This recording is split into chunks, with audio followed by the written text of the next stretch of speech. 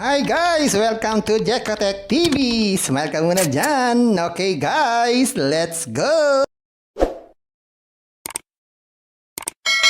Hello guys, welcome back again to my channel. Hello guys, meron tayo susunod dito. Malalabas-labas lang ngayong July 12, 2024. Pangalan naman ito ay Core Power Ocean. Pwede na tayong kumita sa Ocean everyday at mag-withdraw everyday. Samahan niyo ako guys sa ating surin itong application at pero bago yan, baka naman di ko pa kayo friend sa YouTube. Please click the subscribe button and also the bell button para naman ma-notify ko kayo kung meron akong bagong video. And also share and like sa mga mahilig sa ocean. At sa mga nandyan na gusto magsuri, pwede rin mag-register, magsuri. Maganda nga yan, marami nagsusuri, sari-saring application na lumalabas sa ating internet world.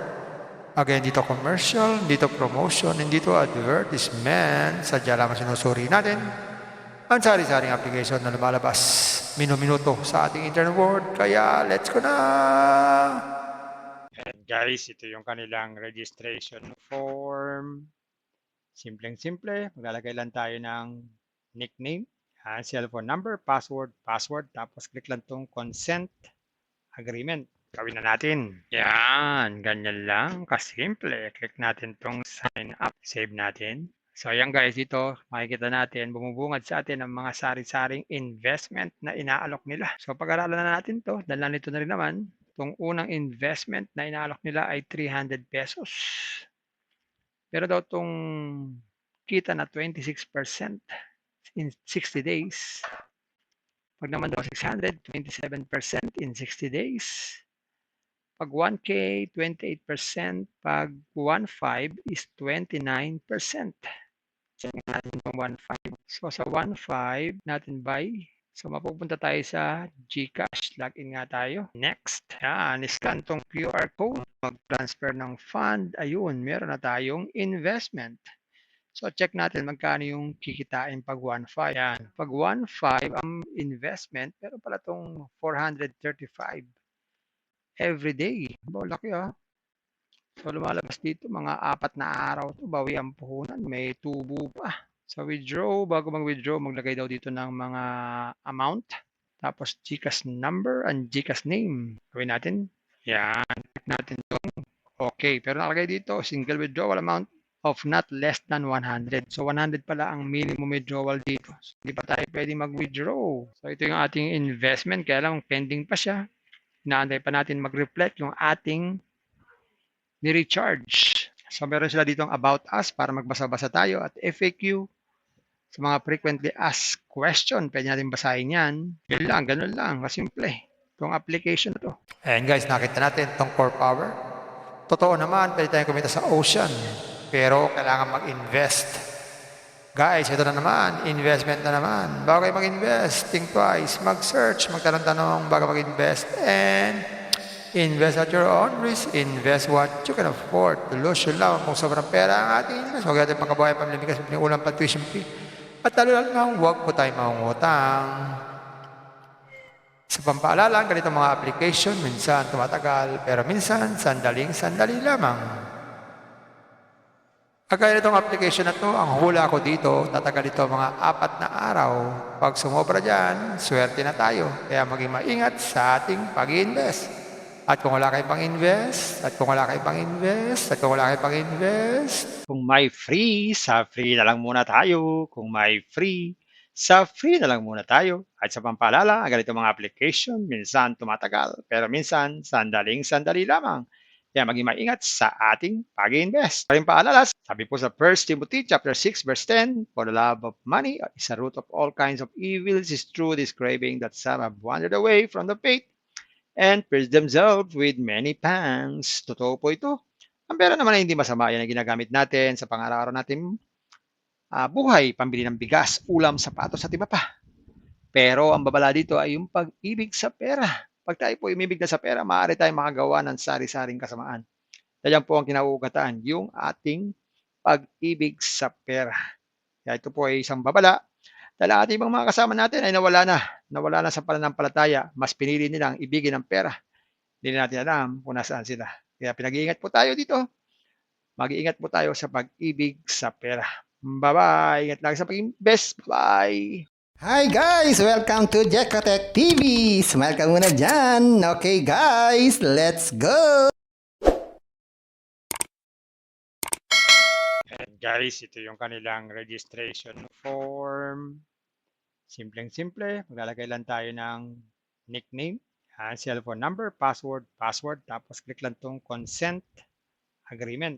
Gawin na natin. Yan, ganyan lang, kasimple. Click natin tong sign up, save natin. So ayan guys, dito makikita natin, bumubungad sa atin ang mga sari-saring investment na inaalok nila. So pag-aralan na natin to, dahil nandito na rin naman, itong unang investment na inaalok nila ay 300 pesos. Pero daw itong kita na 26% in 60 days. Pag naman daw 600, 27% in 60 days. Pag 1K, 28%. Pag 1.5 is 29%. Check natin itong 1.5. So sa 1.5 natin buy. So mapupunta tayo sa GCash. Login nga tayo. Next. Yan. Scan tong QR code. Mag-transfer ng fund. Ayun. Meron na tayong investment. So check natin magkano yung kikitain pag 1.5. Yan. Pag 1.5 ang investment, pero pala itong 435 every day. Laki ah. So lumalabas dito mga 4 na araw to, bawi ang puhunan, may tubo pa. So withdraw, bago mag-withdraw, maglagay daw dito ng mga amount. Tapos GCash number and GCash name. Gawin natin. Yan. Click natin itong okay. Pero nakalagay dito, single withdrawal amount of not less than 100. So 100 pala ang minimum withdrawal dito. So, hindi pa tayo pwede mag-withdraw. So ito yung ating investment, kaya lang pending pa siya.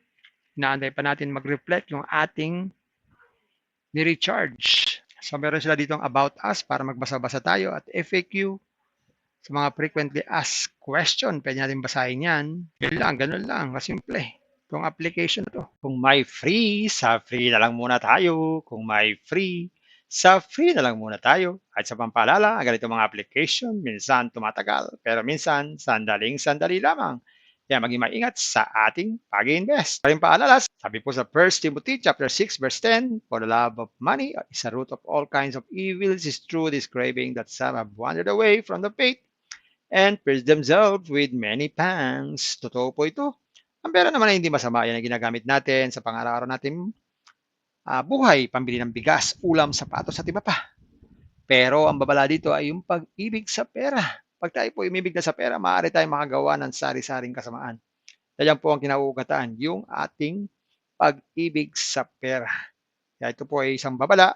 Dahil ang ating mga kasama natin ay nawala na sa pananampalataya, mas pinili nilang ibigin ang pera. Hindi na natin alam kung nasaan sila. Kaya pinag-iingat po tayo dito. Mag-iingat po tayo sa pag-ibig sa pera. Bye-bye! Ingat lagi sa pag-invest. Bye! Hi guys! Welcome to Jekatech TV! Smile ka muna dyan! Okay guys, let's go! And guys, ito yung kanilang registration form. Simpleng-simple. Maglalagay lang tayo ng nickname, cellphone number, password, tapos click lang tong consent agreement. Gawin na natin. Yan, ganyan lang, kasimple. Click natin tong sign up, save natin. So ayan guys, dito makikita natin, bumubungad sa atin ang mga sari-saring investment na inaalok nila. So pag-aralan na natin to, dahil nandito na rin naman, itong unang investment na inaalok nila ay 300 pesos. Pero daw itong kita na 26% in 60 days. Pag naman daw 600, 27% in 60 days. Pag 1K, 28%. Pag 1.5 is 29%. Check natin itong 1.5. So sa 1.5 natin buy.